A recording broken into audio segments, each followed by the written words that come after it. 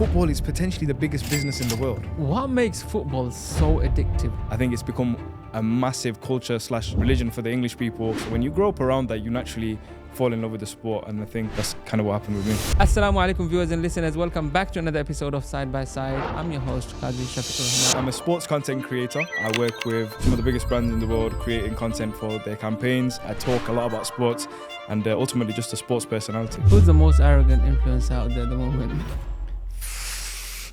They want this, they expect this because they have followers. If you're going to get into social media, you have to have somewhat of thick skin. But with football, there is no cut and paste. Like, it's happening, it's real, it's as real as it gets. My goal is to be the #1 sports content creator in the world. Ultimately, again, it comes down to us at the gym, whether it's running, weights, whatever it is. That discipline that it teaches you, that push that it has is very important, man. Very, very important. Without it, that's why there's so much nonsense in the world, I believe. This episode is brought to you by Buddy's London, the fried chicken legends of East London. Remember those classic PFC spots most of us grew up eating in? Well, Buddy's has brought back that old school East London fried chicken flavour with a modern twist, infused with secret Bangladeshi spices passed down through generations. Buddy's is a clean, family-friendly restaurant that uses technology to enhance the guest experience. Whether you're using their click and collect option or the deliver to your car concept via their app, Buddy's has you covered. Check them out at buddieslondon.com. Assalamu alaikum viewers and listeners, welcome back to another episode of Side by Side. I'm your host, Kazi, Shafiqur, Rahman. Our guest today is all the way from Sheffield. His name is Fuad, also known as Viper Sports on social media. We are honored to have him, and we will have a very diverse and interesting conversation.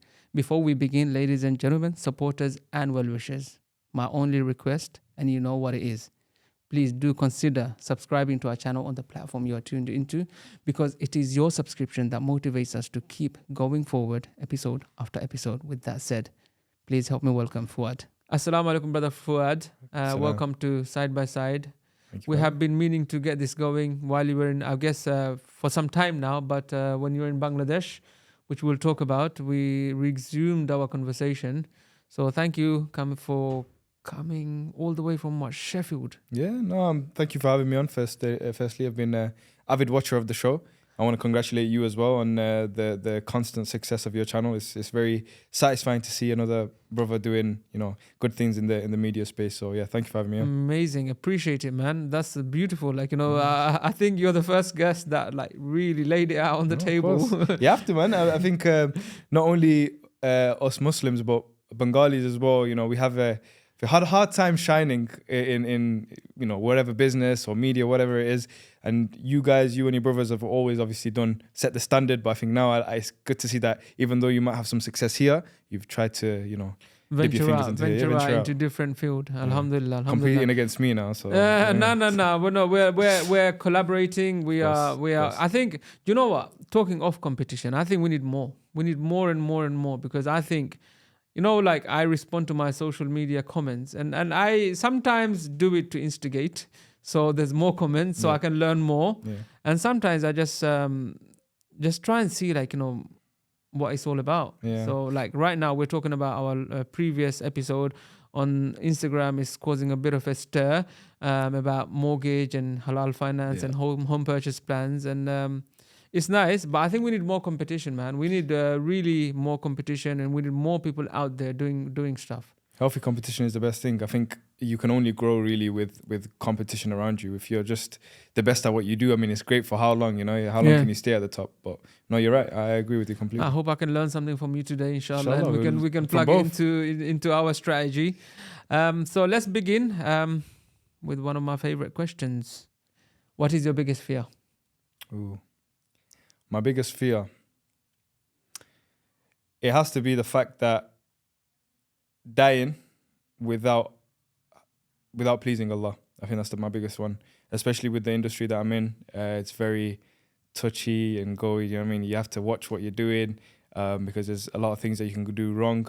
But that is genuinely my biggest fear, of leaving this planet without pleasing Allah the way I should have. Because at the end of the day, where does any of this come from? Where does the fact that I get to do what I love for a living come from? It came from Allah. Obviously, the struggles that you go through is all a part of the qadr of Allah. So if you leave this world without pleasing him, really was it all worth? So that is, I'm not even joking. That's probably a thought I have every day, or at least every other day. It's genuinely a fear.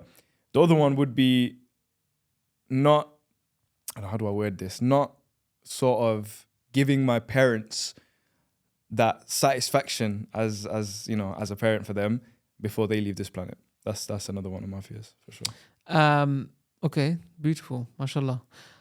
Talking of Iman, obviously the world we live in, whether it's Bangladesh, whether it's Middle East, there's fitna everywhere.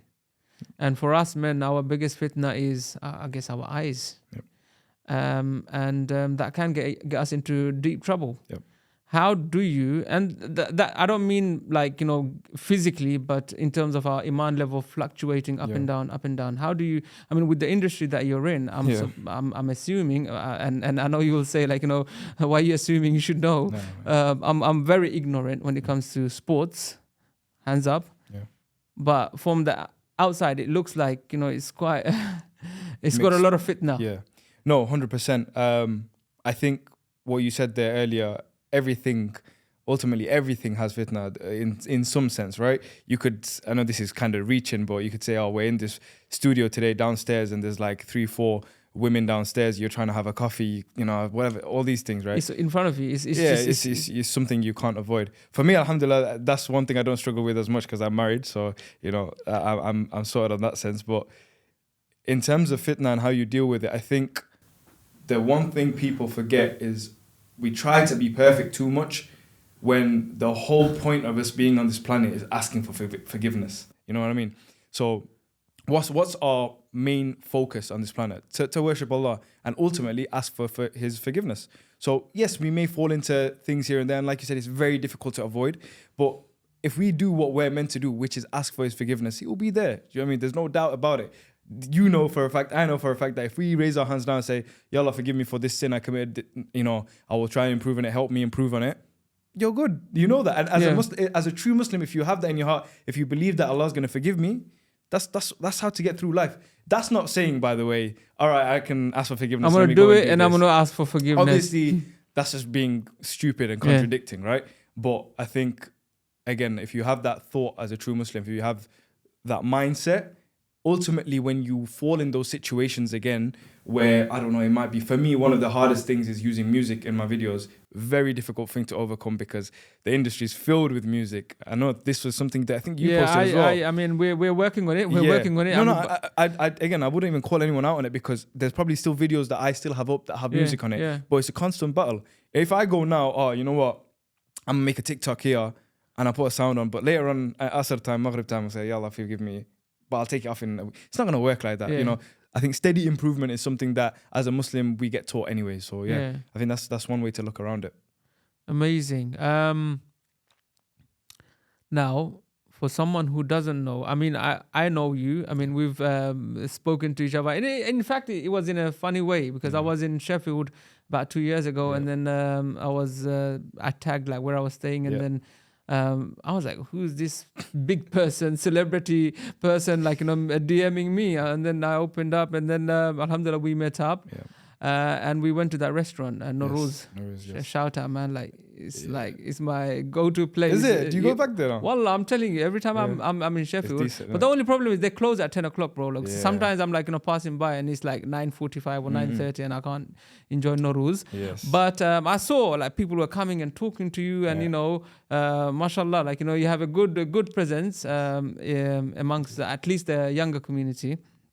But for those who don't know you, how do you explain to them what you do and how did you get into it? The reason I'm laughing is because for the last year, especially during the time that I got married, explaining that to my parents so they can say, oh yeah, my son is this has been the hardest. They're having a difficult time. Honestly, I just said, just tell them I'm a TV presenter. That's the basic way to put it. I've presented a handful of times, so I'm not lying. But no, I'm a sports content creator on social media. I work with some of the biggest brands in the world creating content for their campaigns. I'm also a presenter, so I've worked in the boxing world for a number of years. Before I actually did social media, I was traveling the world, interviewing the fighters, covering the biggest fights in the world. So yeah, I guess you could call me a multimedia maniac if you want to put it like that. I create content, I talk a lot about sports, and ultimately just a sports personality. So why media? How? Media is social media, if you want to say why social media, is the biggest thing right now. I think as years come, even now, everyone wants to build a personal brand, right? Whether you're doing it for sport, for yourself, or, having a show. I think a prime example I use is Ish Everything. I think his sort of structure is beautiful. He literally just does everything and he shows what he's doing, right? But that's his career now. His career is him being himself. So I think monetary gain wise, it's the number one place to be, whether you want to promote your business, whether you want to actually build a business or become a business. Social media is the place to be. And for me, there's two reasons why, I got into social media. One was, again, because I love making videos. But another thing is I realized early that getting opportunities isn't going to be the easiest thing for me, especially as a brown 5'5" Bengali guy, right? It's not going to be the easiest thing. So ultimately, you have to make. I have a really corny wallpaper that says, "Don't beg for a seat, but build your own table." So that's what you're doing. You're not going and asking for a hand from the biggest companies in the world. Inshallah, they come. You get more exposure. You work with them. I'm working with CBBC this weekend, so I'm very grateful for that. But you don't wait for that. You're building your media network off your own back, and that's, I think, the beauty of social media. Amazing. And are you a sports fanatic? I mean, football fanatic? Yeah, Are you a Bengali hooligan? I wouldn't say hooligan. I mean, a Bengali crazy fan. You could say that for sure. I mean, I've been following football since I can remember. Me and my friend that's here with me today, we've been following Chelsea for the longest, watching every game we can on TV. So you're a Chelsea fan? I'm a Chelsea fan, yes. Okay, I don't know what our viewers are going to think, but...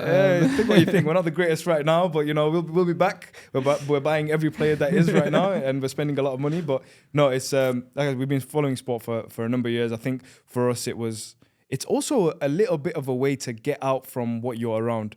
I mean, I'm not saying I live in Compton by any means, you know what I mean? It's a nice area, there's some nice guys, but also there's a lot of trouble. Sometimes it's easier to avoid that if you're watching the game, or if you're going to the Sunday League team, or you're playing five-a-side. Even boxing, I'm a huge boxing fan, and like I said, I've worked in boxing for a number of years, so going down to the boxing gym takes a lot off your shoulders. You avoid getting into those unnecessary situations. So yeah, sport's been a number two driver behind my religion in terms of keeping me in the straight and narrow. Amazing. Now, what makes football so addictive? Like, as I said, I'm not into sports, and the guys laughed at me when I said my only sport is business. Yep. That's the only sport that I play because it pays me. Yeah. But how is it so addictive? Like, how does it become so addictive? Like, I just can't put my head around it. It's a number of things. I think it depends on where you are in the world as well. I mean, football is an international language. Let's not get that twisted. I mean, if you go to Morocco, France, Spain, anywhere, if you don't know how to speak the language or they don't know how to speak yours, just get a football out, especially as a kid. You're not going to do that. You're not going to go to a random guy and say that. But I mean, even if, like, say you're staying at a resort, there might be a little cage football thing. You don't have to speak the language to play football. Everyone knows what a pass is. Everyone knows what a goal is, right? You know the rules. It's subconsciously there. So you're talking through that sport. So it's a language. It's a language. And I think because, it's hard to say it's a poor man's sport now because obviously there's a lot of money involved. But I think that's the first thing everyone turns to as a sport in this country. It's a culture. Not for me, but for the Englishman that lives in England, it is a religion for them ultimately, right? They know that whatever they go through in the week, Saturday comes around and they get to turn the TV on and they get to watch their team win, lose or draw.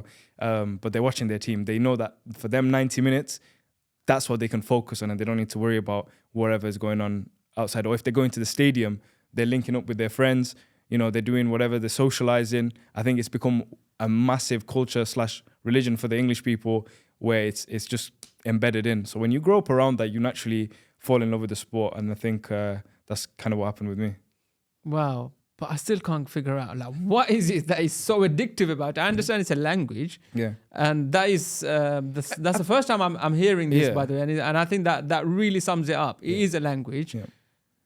But it's so addictive. It like is, but people scream and shout in front of the TV. I was like, bro, It's I'm sure the guy, if he can kick that ball in another direction, people have different dopamine rushes, right? For you, it's a great one, which is making money. For you, it's setting up a business. Yeah, true. For me, it's both, by the way. For me, it's not just football. I am a football fanatic, but I mean, I'm not gonna watch every single game for 90 minutes. Do you know what I mean? I'm not there. I don't, have every channel ready to watch. That's not me. Do I like watching it? Yes, we watched the game at Stamford Bridge yesterday against Barrow, which is a lower league team. Would I have watched that on the TV if I had something else to do? Probably not, because I know Chelsea are going to win. It's not the biggest thing. But for me, it's a mix of both, because football has ultimately become a business for me. Like, this is how I earn money. This is what I talk about or create content around. I entertain people around this subject. So that's why it's a mix for me. But again, you talk about, that's me, bit of both. You on the business side. Talk about, I don't know, John from down the road, where his corporate job is just him having to work a 9 to 5, but his happiness comes from the football. So that's why he's so addicted, right? It's his dopamine rush, ultimately. Wow, that's crazy. Now, I understand your parents' dilemma in terms of or struggle to explain what their son does, because it is quite a broad. I mean, you wouldn't assume, or you wouldn't suspect this content creation that you do would become quite big. I know everyone talks about products, makeup, this, that, so many different things, but just making skits about football and presenting, interesting space. Well, I think for me as well, though, it's not just the skits. Skits are, I have a structure of how I look at my social media. Skits are something that work well because they get to be, they're easy to make, they're comedic, and if it's made more after engaging. I prefer skits because that just sums up the story. Exactly, ultimately. But for me, I try to dip into other content. I do a lot of experience content. I mean, what I did in Bangladesh was pretty fun. I've done a few things recently that are still yet to come out. So you get to experience a different side of football as well. If you love football, you want to know how much football shirts you can buy in Bangladesh for a tenner. So, you know what I mean? It's a different angle of football. Butchi, understood. Yeah. Where are you from back home? Sylhet. My dad's bari is in Burunga. Yeah. Your name doesn't suggest like you're a Bangladeshi. No. Fuad. Does my face? A genuine question? No, it doesn't. At first I thought you were Arab or something. I had long curly hair as well. When you had your proper curly hair, I was like, this guy's Arab. Like, what's he doing speaking Bangla? I'm Bengali as they come. I am as Bengali as they come. No, it's Bangladesh is, I'm very connected to my roots. What did you do before social media? So, how old are you, by the way, before you answer that question? I'm 26. 26, I was going to ask you guess, but I think you would have got it. 26 years old, just turned 26 in June. What I was doing before social media, I was in uni doing sports coaching. I was always within the sports realm. I was playing football, I was doing boxing, I was coaching.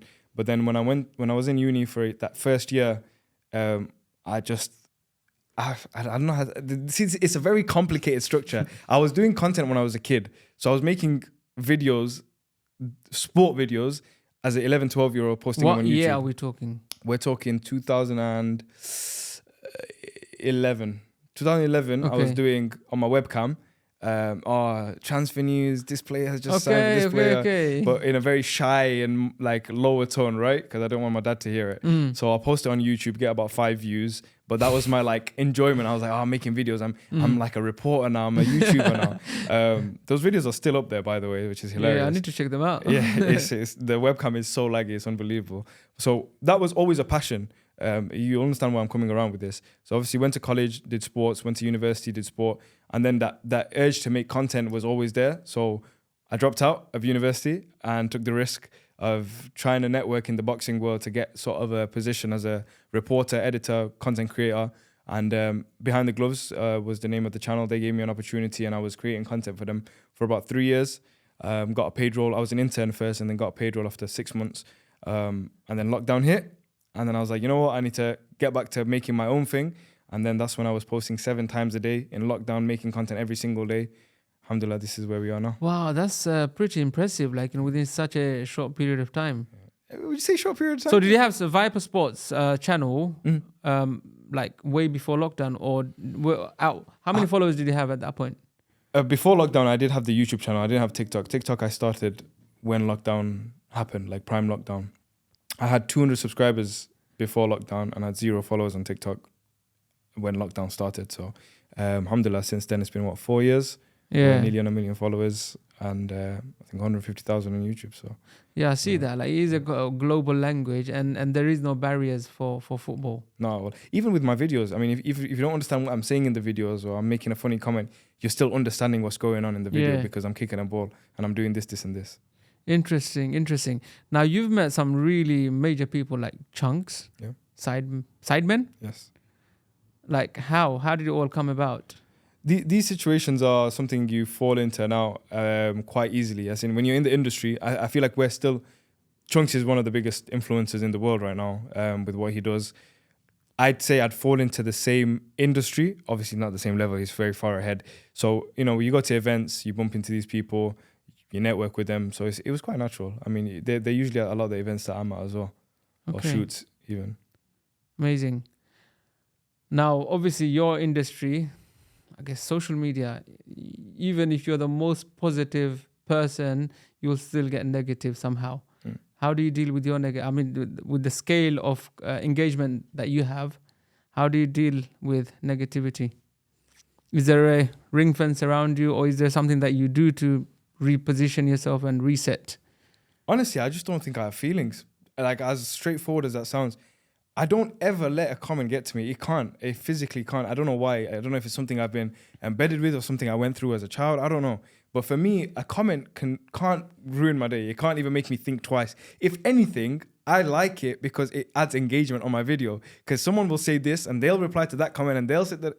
It goes on. And I'm not joking. Some of my viral videos have come through people hating on the comments. Yeah. And I just watch it. I'm like, oh, come on, one more, come on, one more time. Because it's going to get me more views. I don't know. It never hits me to the heart. I think now as well, if I'm honest, I don't really get as much sort of hate because my audience is pretty young now. And to be honest, my content is pretty straightforward. The most hate you'd get is if you're talking smack about another man's club, which I don't really care. I'll talk smack about Man United, Arsenal, Liverpool any day of the week. It's football. It's banter at the end of the day. So if someone can't take that, great, amazing. Keep commenting. My videos are going to get more views. Earlier on, when I first started TikTok, I used to speak on there a lot more in terms of like speaking to camera content.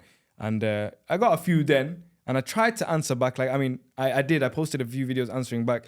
But then I look back at, I think literally like 6 months later, I looked back at the videos. I'm like, why am I giving this person my time of day? Why have I made a video on my channel, which is meant to, like, for example, you don't see BBC getting a hate comment and saying, welcome to the 6 p.m. news. John Kennedy has said that BBC is the worst. No one cares. They're continuing because they're making money and they're growing. So why should I make a piece of content, go out of my way to press that record button, edit it a little bit, and then post it? It's just showing people that I care when I really, truly don't. So I deleted them videos and I just kept it moving. I think if you're going to do this industry, if you're going to get into social media, you have to have somewhat of thick skin. You have to be able to take something a little bit harder. If you're soft-minded, if you're soft in the heart, I would prefer you not to get in it because, people on the internet aren't very nice because they have a wall that's blocking them from them to you. So it's not the best place in the world. It's brutal. It's a brutal place to be. How do you deal with it? Let me ask you that. How do I deal with it? I get on. Yeah, same. Right? You gotta let go. If I see slowing down, so I'd make a few comments. Your comment. What was it? I saw something funny on yours. I was watching the Ish podcast a few days ago just to watch it back. That's why it came into my head as well. And someone was saying, Bengali Manushraya no more. Get the more Bengali people, business owners, the restaurant owners. We want to hear from them. Yeah. And the way you comment back is, you're being professional, but I can also sense the sarcasm in it as well. No. I'm like, I rate it. It's cool. Obviously, I don't mean like bad to our commenters. It's always it's a bit of bands, like you just having fun with them, and challenging them as well. Because sometimes people would say, like they are so sure, like whatever they've said, like this is it. And then I challenge them. Why? Why? And then like it leads to a dead end. That's probably why you've that's taken away from the hard work you've done. But it's probably been an element why you're on 10k subs right now. Do you know what I mean? You've grown quite rapidly. I mean, this year I think that's like 900% growth. Yeah, that's what I'm saying. Getting to that 10k mark is difficult. And especially as a podcast, you're doing a long form content. Yeah, man. It's the hardest. Like I've tried with podcasts, they are There's not money easy. involved. There's Yeah, preparation but involved. look at where we're sat. It's a beautiful studio. Bro, I had to our studio manager doesn't know how much I go through, and this is a message to him. Yeah. I have to go and have the haircut. If the barber doesn't arrive on time, don't then understand the stress. where are you? Like, what's going on? Like, bro, it's pressure. It's a lot of pressure. But I guess I've learned so much. There's so much to learn. But this is not about me. This is about you. And let's go back and talk about your recent trip to Bangladesh. Yes. How did that happen? So it was funny. It both came about at the same time. Obviously, alhamdulillah, I got married last year. And as you know, as Bengalis, once you get married, you want to take your wife back home. My grandma, my only remaining grandparent, lives in Bangladesh. And her only son is my father. So it was only the right thing to do to, show her my wife. Inshallah, she lives a long life, but you can never tell. Inshallah. And obviously, I've got a lot of family back home. I think it was just nice to be honest, I kind of wanted to wrap up the whole wedding thing straight away. Do you know what I mean? I kind of want to get it out of the way because it's too much dawah, it's too much all of this. I just kind of wanted to wrap it up. But no, that was one of the main reasons. But then obviously, I made a piece of content about a footballer called Rodrigo who plays for Real Madrid. And he looks like a Bengali. He looks very Bengali. He's Brazilian. So in the skit, I just said, oh yeah, vamos Bangladesh as a joke. And then I was like, oh no, wait, no, I'm Brazilian, acting as Rodrigo. The comment section, to my surprise, absolutely filled with Bengalis. Oh, bro, is Bengali? Are you Bengali? Da, da, da, da. And I'm thinking, okay, this is interesting. I've never had being Bengali was not a secret, but no one really knew I was Bengali for a long time because I was just making content. And did you know that people didn't know, or did you just assume that they should know, or something? No, I never assumed. It wasn't like I ever made it clear. So it was like some people think I'm mixed race. Some people think I'm Yemeni, Saudi, whatever, Pakistani. They never get Bengali. So when I just was more surprised at the sort of amount of comments, not the fact that people were pointing out that I'm Bengali. It was like they were really getting behind it, and my following was going up again.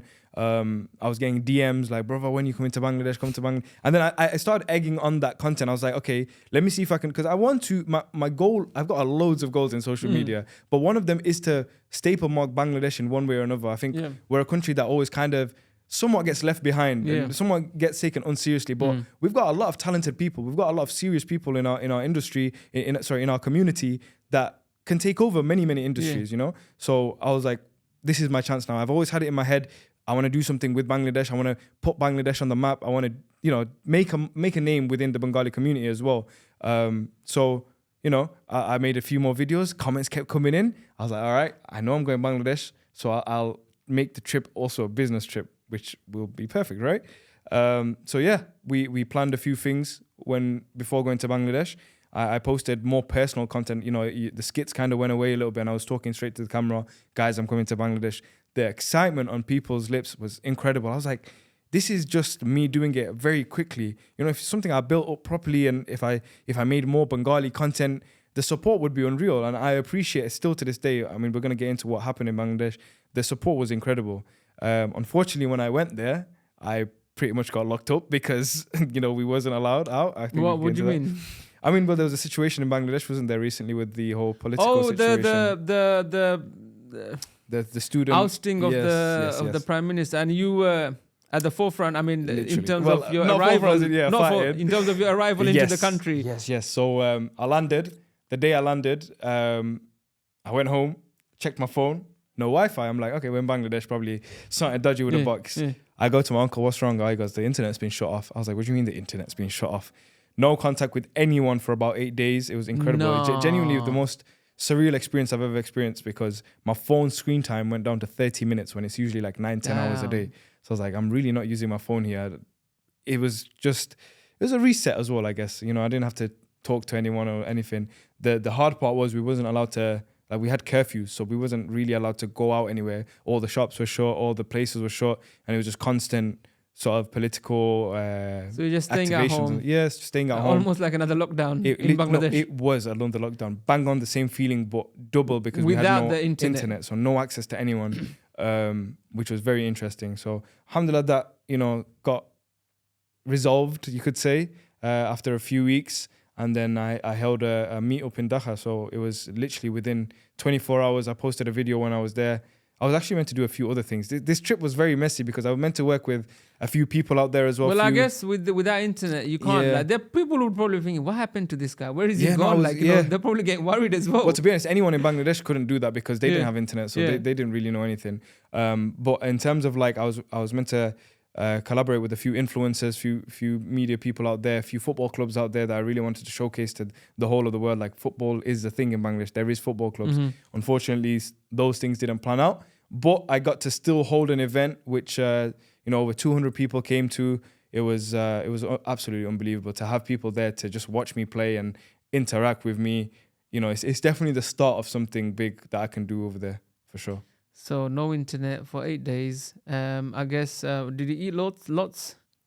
Yeah, I mean, I've been in the gym, so I'm trying to burn that off at the moment. I ate a lot What, of in food. Bangladesh or when you came back? When I came back, obviously, yeah. In Bangladesh, I think I hit the gym once, and that was only just test out what the gyms were saying. But I ate a lot of food, man. You know how it is in Bangladesh, and dawats as well. Yeah. Can't avoid them. So that was, I guess, within the same year as your marriage. So Yeah, I got that married- what continued. And when you were in Bangladesh, like even if you can be, if you want to be careful, you're still not going to be careful. Impossible. It's just going to come to It's you. impossible. There's no healthy food there. Like, I mean, even the curries and stuff that we eat in England, I feel like can be adjusted to make a little bit more healthy. But Yeah. back home, it's like All out. yeah, mate. it's all out. And as the newlyweds, it's almost rude not to eat. Yeah. You know, that's our culture. It's rude not to eat at least 3 or 4 pieces of whatever there is. And on you're the thinking table. on the back of your head, like, bro, this is like that many calories. Yeah. And that. You're Well, I just- don't really look at it that. I think about the pain I'm gonna feel when I'm gonna try hit the gym again. Do you know what I mean? That's what I feel. By the way, as well, your transformation. I've seen recently you posted a picture of your old self, yeah, man. and I was like, you know what? Fair play. That's a very impressive turnover. Alhamdulillah, Yeah, alhamdulillah. alhamdulillah. Honestly, like, you know, that's why I can relate when I'm eating, bro. Like, some days I would just eat because I know I want to eat, then I want to feel bad, and then I want to go and work hard in the gym. Yeah. So I would eat. Like, my favorite is from Michai. Yeah. Shout out to Michai Yeah. in Ilford Lane. 2 paratas Yes. and Shahi halwa. And a 50-50 carrot chai, which is like half sugar and half no sugar. Yeah. And that's beautiful, man. Like, Put 100% sugar in next time. You Inshallah. more motivation. and you know what it does? It works. So you're kind of tricking your mind Yeah. to getting you into gear. So You- alhamdulillah, the- again, like it's been a transformational journey. And mentally, bro, Yeah. I think if I didn't go to gym, I don't know if I would have coped the Yeah. way I have. Mm. The pressure that I've had from lockdown and leading all the way through to now. I mean, 2024 for business, it's not really the most glamorous year. In fact, it's quite the opposite. Yeah, I think that's one thing our families are starting to maybe understand, or maybe Yeah. still don't understand. You know, for me, they're like, "Oh, you always go in gym. You just want to make your body." I was like, "No, this is deeper than that. I'm not asked about. I'm talking about mentally how it's going to keep me sane. It's going Yeah. to keep me level. Do you know what I mean? It's almost as if you're going there just to shake everything off, let out a good sweat, and you're back to like your normal thinking level. 100%. As a man as well, I think it's the most important thing you could do biologically, right? Yeah. As your prayers, your number one thing. But the number 2 thing you should do is hit the gym, whether it's running, weights, whatever it is. I mean, if you want to go back into time, we're talking about men used to be hunters. They used to be out there fighting or going to wars or whatever. It's been a proactive thing naturally for us, and now we have everything at a click of our fingers, right? All We don't the have to energy move. saved up, where is it gonna go? Like, it needs to go somewhere. And I think that's what leads to so much like Trouble. trouble and stupidity, and Yeah. and also failure. Failure comes from that, because the minute you become lazy with yourself, why would you ever give time to a business or whatever? So, for example, if I'm not gonna go and take care of myself, what in the right mind am I going to think, oh, I've got to wake up at 9 a.m. to go shoot some football content? No, I want to stay in bed. It's cold. We live in England. So that discipline that it teaches you, that push that it has going to the gym, and our families need it the most. There's too much health problems, too much health issues, and it's an ongoing thing. Even back home, I've noticed this. If you go to the village, a lot of the men are Bro, built. they're hench, bro. They're built, like- they're ripped. Yeah. But that's obviously for them automatically, because they're always out and about, they're working, they're fishing, they're doing this and that. You go to the town or the city where I stayed most of the time, they're like us, man. They're chilling. They got everything. What's considered to be healthy? Healthy, yeah, healthy. If you guys don't know, healthy is basically being fat, ultimately. And it's a really bad way of thinking, you know what I mean? Oh my God. I convinced my wife, look, if like for us to be a functional, husband and wife relationship, I need to be able to go gym 100%. and I need to do that Monday to Friday. I'll keep the weekends empty, but I do need my 5 days a week. So inshallah, my energy levels and everything is going to be in check. It's very important, man. Very, very important. Without it, Alhamdulillah. That's why there's so much nonsense in the world, I believe. Yeah. So I guess back to Bangladesh. You ate a lot of curry, nice food, and then you came back. Yes. Talk to me about your wedding. Like, would you say that was the latest age that you got married? Maybe others have got married earlier in your family or something? Nah. Well, I'm the eldest in my family. I've got 4 siblings, 4 of us, including myself. And the 3 are very young compared to me. But for me, I think I got married at a perfect age. I was 25 when I got married last year. I think if I got married any earlier, maybe I would have been too immature. And I think if I got married any later, I probably would have overthought it and wasted a lot more years. I think it's, alhamdulillah, it's a very big blessing. Shout out to my wife. She's great. She's amazing. But I think it does, again, it's another thing that keeps you level-headed. At this age, I think it's a turning point. At 25, it's a turning point. You can remain a kid, or you can start stepping up, try making your own sort of, paving your own path to success, right? And I think it's very easy to fall off at that age, because you can easily think, are people around you, all right, they're making more money because they're working a £60,000 salary job, and I'm here grafting every day, and a month's gone and I didn't make that much money. What am I going to do? Once I got married, everything got back into gear a little bit, because I'm like, I'm not doing it for myself anymore. And not only for my wife as well, I've got to think about having a family and having a future, and, it's so much things. So, I think it definitely, I thank Allah, because I think it came at the perfect age.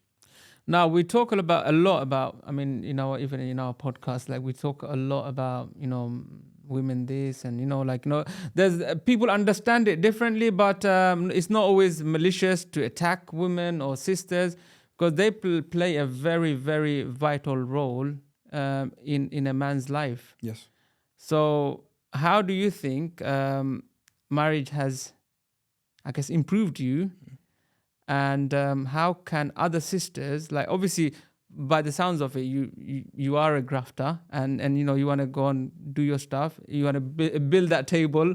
There's no chair. So alhamdulillah, this is the mentality that I think all Muslim brothers for sure should have, and also inshallah sisters. Yeah. How can our wives, sisters, partners that support the man to achieve what he needs to achieve, so in return he can, I guess, look after the family? It's a very deep question, and I think people see it in very different lights. People. Yeah, it seems like it's a negative thing. Yeah. Like, No, it's not, because it goes the other way as well. Yeah. Just as you need your wife to, tick certain boxes for you in terms of helping you, you need to tick certain boxes for your wife to make her a better person. Yeah. Do you know what I mean? It's the way I see it is, if I'm not a great man, or if I'm not, doing what is necessary for me to be done, then my wife can go astray, as can anyone, because they rely on us just as much as we rely on them. But to answer your question, I think it depends man to man. I think it's a thing that I can't tell you do it like this and then tell him do it like that, because everyone has different relationships, different situations at home. But I think one of the main things is, obviously, is very basic, but being supportive to an extent of being understanding, compromising. I'm going to give it to both partners. I don't think just giving it to the wife might be a little bit unfair, purely because, like I said, it goes both ways. I think compromising is a huge thing in marriage. You're not going to have the best days every day, right? I might have a really off day where I'm just being a prick, ultimately. Mm-hmm. And she's got to now try to understand that I'm not her friend. I'm not a boyfriend where you can just leave and go. You've got to stick it out, and you got to try and understand each other, right? You got to see out the negatives to see the light. And same way, if your missus is having a negative day and maybe you're not doing too much that day in terms of work, maybe you can cut, let's say we go to the gym for an hour and a half, maybe I can cut 20 minutes out that session. I pre-plan it. We're men, right? We're meant to think ahead. I pre-plan that session. Maybe I do, instead of a 5K run on the treadmill, maybe I'll just do sprints today, do some pull-ups, make sure I get my workout in, but go home a little bit earlier so I can help her with this. So I can just go there. Women just want you to be around most of the time anyway. They don't really need you to do. They don't need solutions. They just want someone to listen to them. Exactly. That's what we're just, a voice recorder ultimately. We're just taking what they say. Yeah. So I think compromise is the number one thing to make any marriage work. And inshallah, all our marriages are successful. We don't know what's around the corner, but I think if we apply compromising to any situation, I think there'll be a lot of success within marriages. Now there are, unfortunately, and I guess it goes both ways. There are some brothers who prefer like the stay-at-home dad, but then there are also equally on the other side, maybe sisters, instead of encouraging, they might stop the man's growth.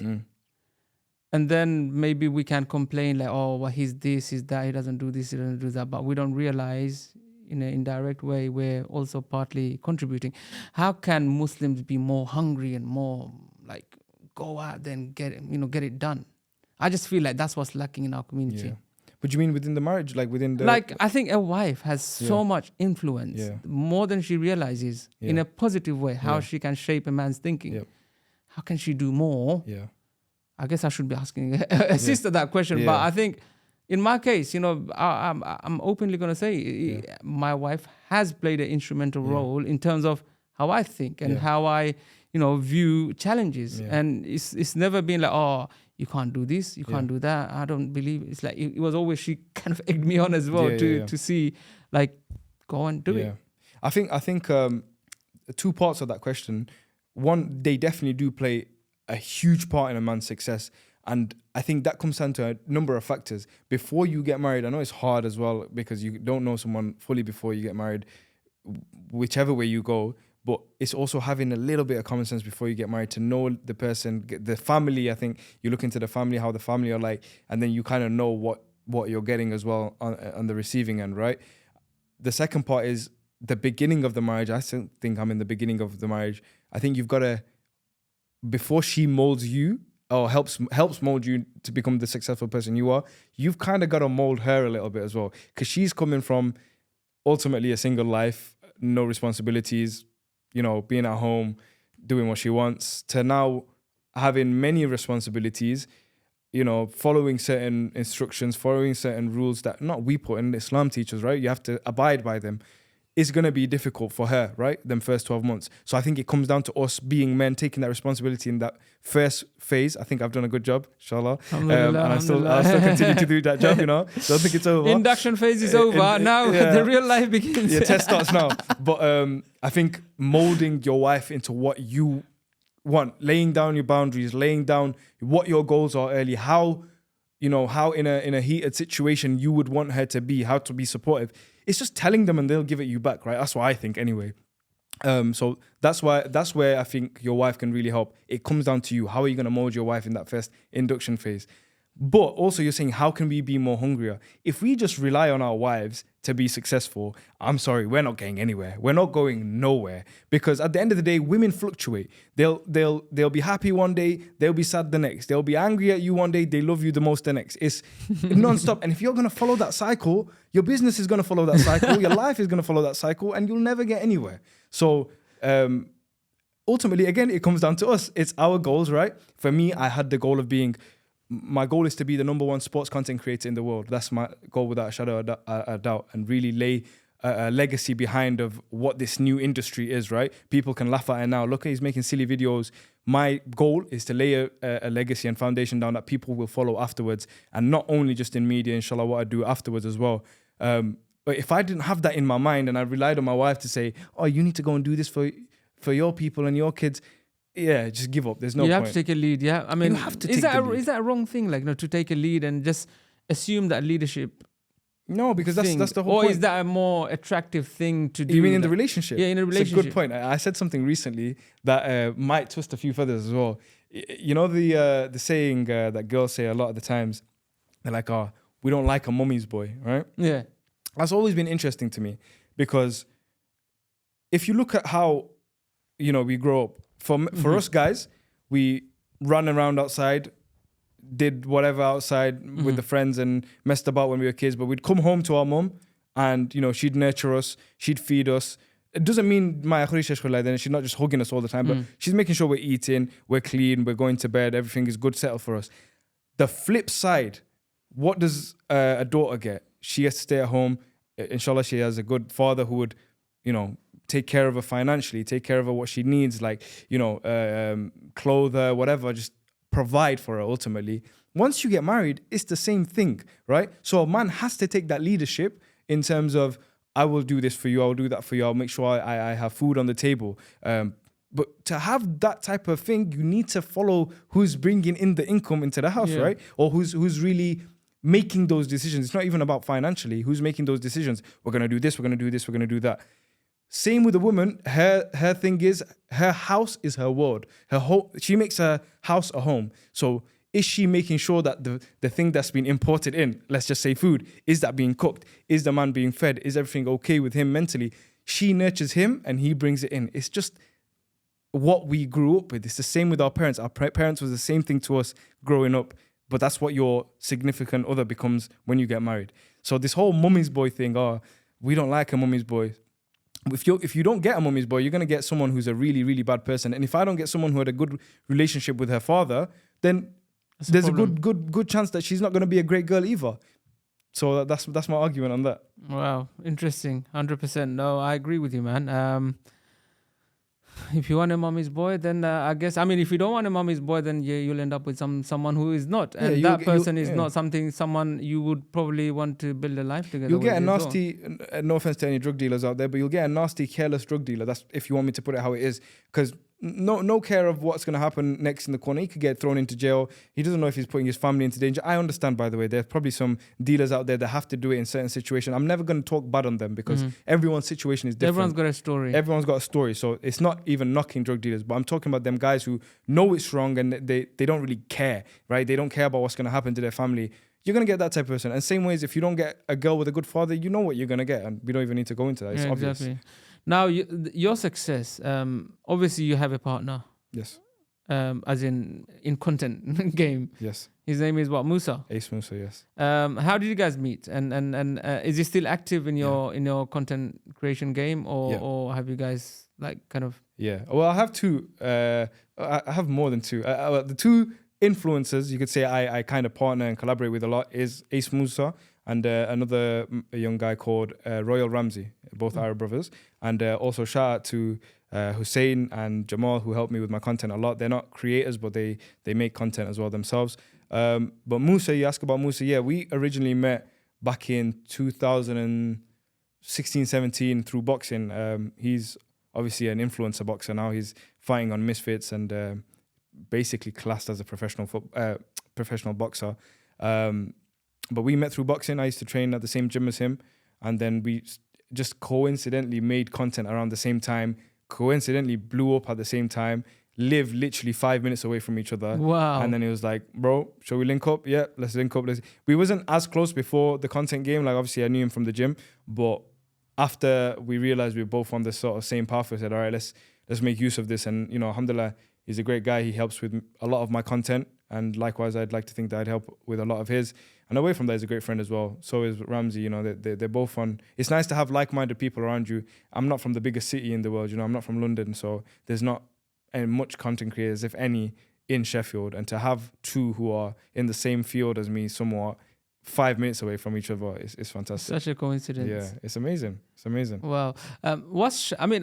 I go to Sheffield a lot and I like it. I mean, I don't know, something tells me. I know I do like the Meadow Hall part, that part. Yes. It's quite nice and, you know, proper, clean and, you know, but there are some parts that are quite derelict. Yes.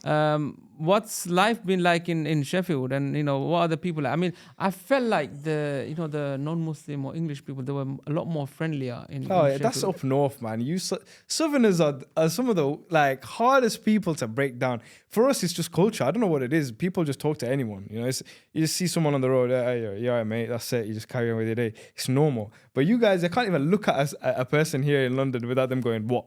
Do you know what I mean? Yeah, like, you can't look at someone. It's always beef. But no, in Sheffield, people are a lot nicer, I'd say. But in terms of the city, in terms of growing, it's interesting, man. It's not the worst place in the world, but it's also not the best. You know, there is a lot of things that go on. There is a lot of, you know, backwards thinking. No one really wants to break out of that city. Do you know what I mean? For me, my aim now is to move out of Sheffield. Is it? Where are you gonna go? I got a few places in mind. I definitely want to move out of the country a little bit. That's what's Nice. sticking Where? in my head. Dubai? Not near Dubai, but not Dubai. Dubai is nice, but not for what I'm thinking. I want to move to Saudi Arabia. Nice. Riyadh is top of my list, partially because of the culture and lifestyle. I've been there a few times. It's beautiful, but also if you consider what's happening right now with football, they're investing a lot of money into football. They're hosting the 2034 World Cup. Which is it? Yeah, Has that been decided? Yes, they are hosting the 2034 World Cup. So, I mean, you think about it, it's 2024 now, 2034. It's going to fly, man. All they're going to do right now for the next 10 years is pump money into football. So opportunities are going to rise. A lot of footballers are already there. You know, Neymar's there, Cristiano Ronaldo, Sadio Mane. I only see more players going there. I only see the league improving. So, yeah, it fits both of my agendas, but it's a decision that I'm going to have to take with a bit more consideration. So, you know, they took Ronaldo, yeah? Yeah. That part I do know. Yes. He knows something. You know, I'm impressed at that. You know what? I'm surprised you know who Ronaldo is. No. Because the way you speak about business, my wife is the biggest fan of Ronaldo. Is it? Fairs, who is it though? She's more of a hooligan than me. I'm like, what are you doing? Why are you screaming in front of the TV? Like, bro, you're not even into football. Like, so I take the mickey out of her. Like, no, you're not even a football fan. Like, why are you watching? You just pretend watching. But she gets very defensive when I say that because she thinks she's actually a fan. Well, who's not a fan? But anyway, Ronaldo. Yeah. Is there an age? Like, is there age limitations? Like before, after that, you're like you go on a decline. As a footballer's career. Yeah. Has he hit that threshold yet? As a football fan, I'd like to think he hasn't, because I want him to hit. Like I'm a pure football fan, even though he hasn't played for Chelsea. He played for United. I love him. I love Messi. I'm very like for these guys who are setting records and setting the limits of the new age. Cristiano Ronaldo, I don't want to say he's finished because he's still scoring goals in Saudi Arabia. To be honest, what he's doing in Saudi is going unnoticed. He's scored a handful of goals since he's been there. You know, he's still broke his record. He's scored 900 plus goals now, which is insane to do in a football career. His goal is to hit 1,000 goals. You know, it's almost disrespectful to someone who's worked their way their whole life to get to that position to say they're finished. Obviously, we know as age comes, your body declines. Is he the same football player that he was when he was 25? Of course not. Nowhere near. I mean, he'd be deluded to think that he is. But can he still somewhat compete? Of course. I mean, he wouldn't be scoring goals. He wouldn't be playing in the Portugal team. He just doesn't have what he had once upon a time. And it'll be up to him. I mean, he knows his body than I do. He doesn't even know who I am. But it'll be up to him to decide whether his body calls it a day. I'd like to see him break that 1,000 goal record. I think that would be amazing. And Messi, like... Yes. To me, when I see, because I've got no emotional connection to either of the individuals, but Ronaldo just looks more friendlier. That's what I see. And Messi seems a bit more. It's weird. Like, they're polar opposite. Ronaldo's no, I'm saying they're polar opposite of each other. Ronaldo's a gym freak, athletic freak, 6-pack. Still, when he's like 40 something, I mean, they're still young. You know, 40 is not old, but the complete freak of nature to be competing at a high level of football till that age. Messi, on the other hand, standard body, standard fitness. Bet you when he's playing on the pitch, if you watch him, he's walking for half of it, but it creates that moment of magic. So they both have very individual talents, which makes them be spoken about so much. You know, we don't see players like that come around. We see great players that come every generation, but to have two superstars that break records every year, score 50, 60 goals per season consistently for 15 years, it's unheard of. I mean, do you ever play five-a-side? Have you ever played five-a-side football? My experience with football is, first of all, I try and avoid any possibilities of a match. Yeah. And secondly, if I'm to kick the ball straight, I don't know, somehow it's going to go right or left somehow. Same with me. I mean, I do it for a living, but same with me. I can't barely touch the ball down to the ground. But you know, it is a very difficult sport. I mean, when you play five-a-side, you realize you need good fitness. You can't score every moment. You might not score every session. To think they do that at a professional, highest level consistently 50, 60 times a year for 15, 20 years is absolutely unheard of, you know? So, they're great, man. It's I mean, good to be on that. Again, as an outsider, I think what really makes football so interesting and so intriguing is like it's getting cooked in front of you. Like there is no Script. behind the scenes. With our studio, even if we want to cut something out, we can. Yeah. But with football, there is no cut and paste. Like, it's happening, it's real, it's as real as it gets. And there's so much reliance, like so many industries depend on this. So much. The stakes are like so high. Super high. I mean, we go back to the business thing. You say that, business is your sport. Football is potentially the biggest business in the world. Like, genuinely, probably the biggest business in the world. You're talking about shirt sponsors. You're talking about stadium sponsors. You're talking about construction. You're talking about people that work within the club, the kit men, the shirt people, the stewards, security, hospitality.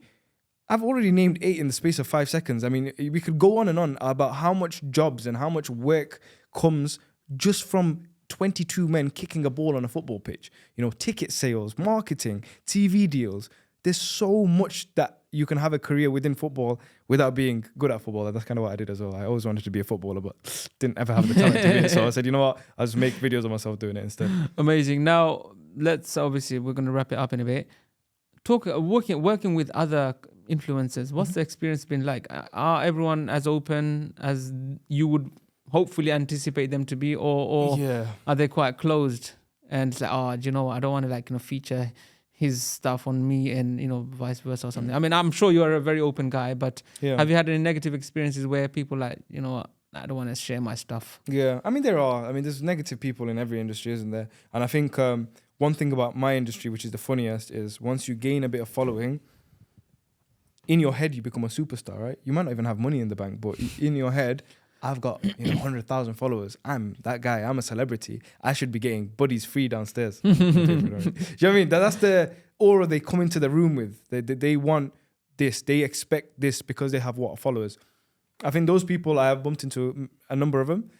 Once I read a person, I tend to understand if they're going to be good for me. I know that might be a bit selfish, but you have to understand who you're bringing into your circle, right? So if I realize that they're not going to benefit me, not in terms of socials, but as a person as well, as someone that I can rely on, I hope to think that I can be as reliable as possible. That's one of the things I hate if I'm not. Do you know what I mean? If someone goes, Fuad's not reliable, I don't like that, because it just, I don't know, it gets to me a little bit. So for me, I really read a person before I can give them a time of day. And if they're moving funny, they think they're, Justin Bieber because they've got a few followers on TikTok. Yeah, there's a lot of those types of people. But alhamdulillah, a lot of the guys that I've networked with, that I've connected with, very humble, very willing to make content. And, it's been a fun ride so far. Inshallah, this is the start of something that I can really, become the best sports content creator in the world.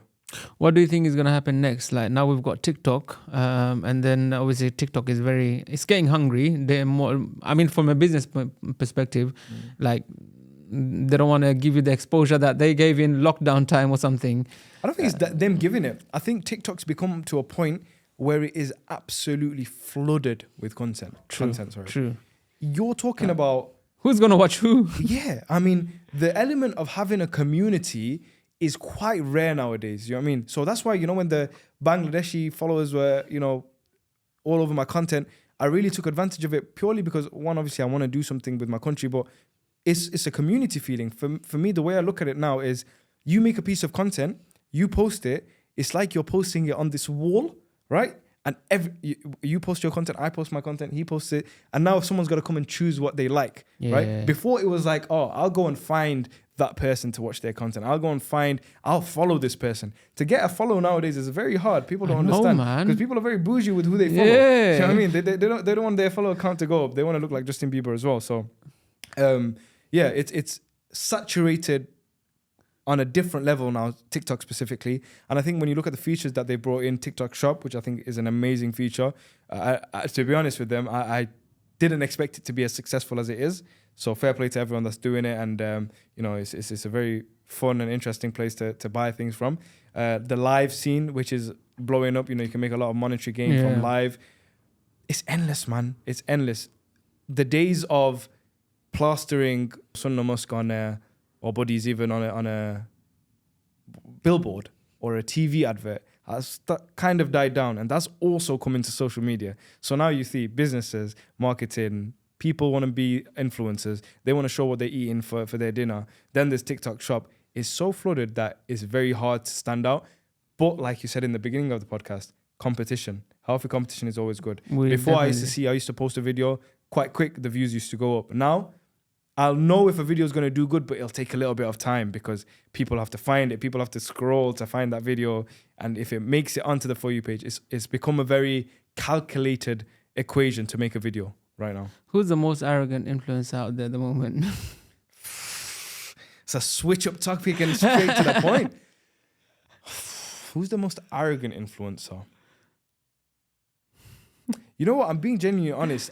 I can't think of one because most of my experiences... Are you being political here or no, diplomatic? genuinely. Like, I genuinely believe the people I've met or the people that I remember and hold in my sort of circle of network, you could say, are all very, very good people, especially the brothers, the Muslim brothers that are creating. Don't get me wrong, I've heard stories here and there, but I can't validate that if that story is true. Do you know what I mean? And the guys that I do sense that are weird, I tend to forget about them and move on. Genuinely speaking, I'd love to create controversy right now and then probably end up on a Misfits boxing match. Oh, with them. yeah. But I think it helps with my mental health a little bit to kind of get them out. So I guess, you know, you have to be very careful on who you let within your circle because, nowadays, I don't know, the world, it just seems very toxic, man. Like, very toxic. Lots of toxicity going around. And sometimes people, I don't know if toxic is the right word because sometimes holding people accountable becomes toxic somehow. Yes. Like you're just holding them accountable for something that they should have said they would have done and they haven't done it. Now it's becoming toxic. You've reminded me of a situation that is personal, so I can't get into, but it's very valid. I spoke to my sister about this recently. I said, they've done wrong, but what are we going to achieve by teaching them that if they don't have that much of an impact in my life anymore, or I know they're not going to be involved in this and this, I'm going to waste my energy telling them, oh, you shouldn't have done this, and I didn't like how you did that. If my best friend here, Saif, did something outlandish, and I said, you know what, bro, I didn't like that, and he can communicate with me, great. If he can't, I notice that, you know, distant is naturally going to happen. But trying to fix people in this day and age, impossible. There's no point. People are people. They're ultimately brainwashed with propaganda everywhere. They're believing A, B, C, and D all together at once. You're not going to change a person's mind. What you've got to focus on is yourself, your well-being, your mental health, your iman, your family, and that's about it. Just focus on you, and genuinely, that's where you're going to get the most happiness. Not by me trying to tell you, oh, I didn't like how you did this. Like, it's not going to give anything. You're going to go home. You might say yeah to my face, and I agree with you. You're going to go home, oh, that thought is very annoying. I don't want to. Back chatting. You create a sin, I created that sin. It's complicated. One more quick one. Yeah. How do you read people? Like you said, you mentioned a few times, like you need to read people. Like how do you read people? What do you look at? I think there's a few things. I think one of the biggest things is energy. How people move around you, how people speak to you. Do they speak to you with respect? Whether they're, you know, I'll give you as a great example. You know, alhamdulillah, you're a very friendly person, very nice person. I've been following you for many, many years. Since I was, not to make you feel old, quite young. Nice man, man. I'm 38. I'm like on my decline. The whole FITNAH Airways, obviously Sunnah Mosque, I've seen the rise of that. Recently Candles and Oud as well. So when I approached you, the response I got back from you, again, I'm not saying you did, but whether it was for your own gain or whether you just liked me as a person, the way you conducted yourself, the way you spoke to me, you gave me your time of day, I gave you my time of day. The energy exchange within those conversations, it was healthy. Do you know what I mean? Whether we want to gain off each other, whether we want to be friends, the fact is you respected me, I respected you, the time was respected, and you know, it's a skill that you have to develop over many, many years. I've done wrong. I've judged people wrong many, many times. I've been, you know, going back to school days, made friends with people who have ended bullying me. Do you know what I mean? It's like you go into the situation and you learn how to really judge a person. But energy is the biggest exchange that I think everyone goes through in a daily life. And you can pick that up instantly, isn't it? Like energy. Whether it's instantly or whether it takes 5 minutes, you know, a good conversation with someone really shows the character of a person. And, you know, even if afterwards, it might be, okay, they're great, you know, me and you are great right now, but then you get to know me and we chill for a little bit more. We go for a munch here and we spend a few hours, and then you see how I talk about that person, or you see how I talk about this business. And then you're like, oh, don't know if this guy's the right guy. And then you hear something about me and you're like, okay, maybe I'll keep that little bit of, I don't want to cut you off straight away, but arm's length, I'll read how you are and then we move from there. Nice. Let's end with a quick fire. It's been a very, very interesting conversation. Now, I think for you, it should be easy, or maybe it might be complicated. Can I just say, I find it fascinating how a football content creator went on to talk about marriage. That's insane. That's amazing. That's I think insane. that's. I think people have to give me some credit for having the ability to navigate a conversation where I need to appear interested in your field, and I'm genuinely curious about. I always ask. You have been for a while. You always ask me questions. You're like, how does this work? Then how does that work? Yeah, because football, I really don't get it, and I ask this to any fanatics, like. What is it? Like, explain to me. So I'm learning. I think a lot. Like, has this conversation taught you a few things within the like, business it's a language. realm? It's a language. It's like, a language, I didn't think it was a language. I mean, it really summed it up for me. It's an international business as well. Apart from playing football, everything that comes around with it is a business. Yeah, 100%. 100%. Best football player of all time. Okay. My heart says Eden Hazard, but my brain says Lionel Messi. So I'm gonna keep it at that.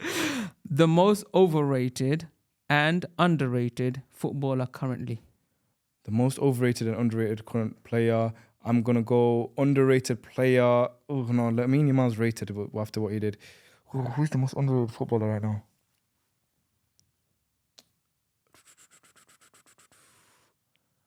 I'm gonna give some flowers to Martin Odegaard from Arsenal. Yeah, someone's celebrating in the background. I don't like Arsenal at all. He's just someone that's coming to my head because he is a great footballer. He's I'd say somewhat underrated. I'm sure there's more players more underrated than him. Most overrated player. Overrated. So have you got any options? No, man, I can't. No, he's been alright. Right, you're gonna have beef soon. Don't talk about Brentford. Wait. Overrated. Who's rated right now that I don't rate at all? Oh, I'll give it a rest. No, actually, you know what? I changed my underrated player because someone there made a comment. Nicholas Jackson is one of the most underrated players in world football right now. Okay. And I'll say that with my heart. He isn't, obviously you don't watch football, so you might not understand him. He isn't the most prolific goal scorer in terms of what they expected from him. But 14 goals in your first season, and he's continuing scoring now. Mark my words, Nicholas Jackson is a very, very good footballer. Overrated, I'm going to be very basic and I feel bad for him, but I'll say Anthony because they bought him for a lot of money and he hasn't lived up to the expectation. But I just think that came with, I don't think that's his talent. I think that's come with the system that he's in and sort of the pressure at Manchester United. So Anthony. The best football manager in the world. Jose Mourinho. Who's that? Well, who does he manage? Jose Mourinho. This guy knows nothing about football. You're really honest about when you say that. You don't know. Bro, I'm not going to pretend here. It's good. I like that you don't. Jose Mourinho, Portuguese manager. Okay. Managed, started off at Barcelona as their interpreter, translator, and moved on to Porto, where he won the Champions League. Porto aren't a club that usually compete at the highest level in European football, won the Champions League with them. Came to Chelsea as a young manager, won the Premier League numerous times. Took Manchester United, won them a Europa League and also gave them some hope of the Premier League. Went to Tottenham Hotspurs, took them to a final. Tottenham do not win any trophies ever. Their cabinet is empty. Took them to a cup final. They sacked him the day before. Don't know why. Don't ask me. It's very complicated. And now he's doing great things in Turkey. I mean, he goes to any football club with any sort of budget, implements his plan, and is successful. So Jose Mourinho is my Why is he like? What do they buy? Replace those players and get news, or No, do they train them up in such a way where? So football is obviously there's a lot of tactics that go on. That's why the manager is so important. You have to have a game plan in place. You're playing a different team every week, so you revise how that team plays. You might adjust your formation. There's 11 players on the pitch, so you have to have a certain formation. I just think he's the greatest manager. A lot of strategy, a lot of strategy. You should start watching football. You know what?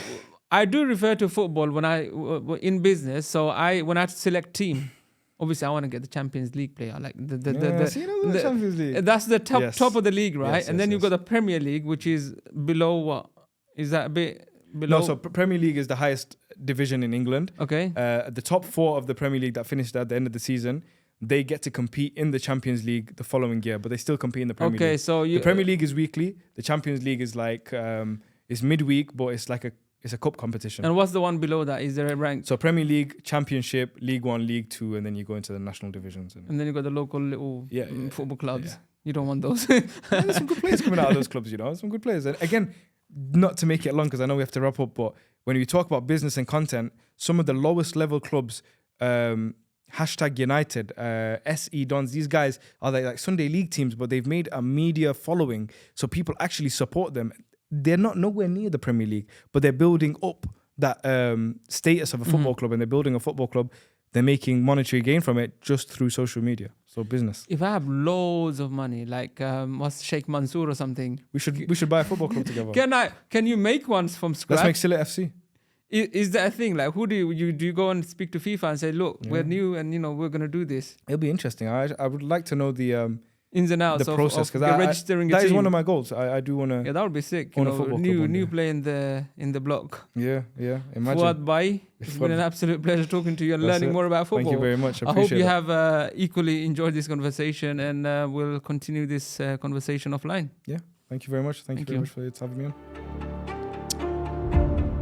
And that's it for today on Side by Side. I hope you have thoroughly enjoyed this conversation as well as I have. I know I always say this, but I do believe me, I do enjoy our conversations, and that's why they carry on, sometimes well beyond an hour and 30 minutes. If you have been enjoying, please do consider sharing this episode with your friends and family, and of course, hit that subscribe button on the platform you are tuned into, because it is your subscription that will continue to motivate us episode after episode. And with that said, we will reunite on our next episode. Assalamu alaikum.